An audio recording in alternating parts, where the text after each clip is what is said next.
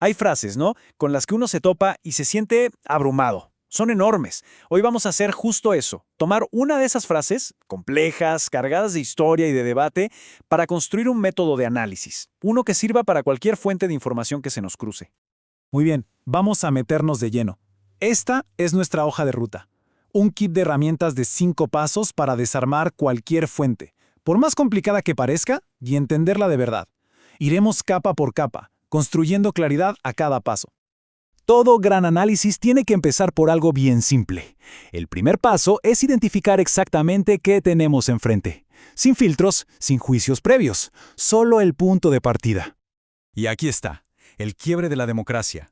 Uf, son solo 3 palabras, pero qué peso tienen. Juntas evocan imágenes fuertísimas, ideas súper complejas. Claro, de entrada puede parecer una montaña imposible de escalar, pero la clave es no dejar que el concepto nos paralice antes de empezar. Y esta es la pregunta del millón, el meollo del asunto de hoy. ¿Cómo transformamos esta frase, que de entrada intimida, en algo manejable, en algo que podamos entender? Bueno, pues el resto de esta explicación es precisamente la respuesta a ese desafío. Pasemos a nuestra primera herramienta. Y fíjense qué interesante. Antes de saltar a analizar el qué se dice, tenemos que entender el quién, el cómo y sobre todo el por qué. Poner en contexto la fuente es la base, son los cimientos de cualquier análisis crítico que se respete.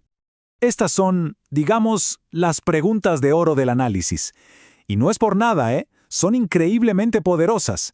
Preguntar quién lo dice nos ayuda a entender la perspectiva del autor. Saber dónde se publicó nos da pistas sobre a qué público le estaban hablando. Y ni hablar de entender el por qué. Ahí se revela la intención detrás del mensaje. Sin estas respuestas, la verdad, solo estamos viendo una parte muy pequeña de la historia. Perfecto. Ya investigamos el empaque, por así decirlo. Ahora es momento de abrirlo y ver qué hay adentro. Y esto significa algo crucial: definir los términos clave que esa fuente está utilizando. A ver, y este punto es fundamental. Nunca hay que dar por sentado que una palabra significa lo mismo para todo el mundo. Un término como quiebre democrático no tiene una definición única. La tarea no es imponer la definición que uno tiene en la cabeza, sino entender con lupa y con cuidado cómo lo está usando la fuente que estamos analizando. Y esto lo ilustra de maravilla. Es un ejemplo perfecto de por qué el paso anterior es tan importante. Una fuente podría hablar de quiebre y referirse a un golpe de Estado, ¡pum!, un evento único y dramático. Pero otra, usando exactamente las mismas palabras, podría estar describiendo un proceso súper lento, casi invisible, de erosión de las instituciones. Son dos fenómenos totalmente diferentes, ocultos bajo el mismo término.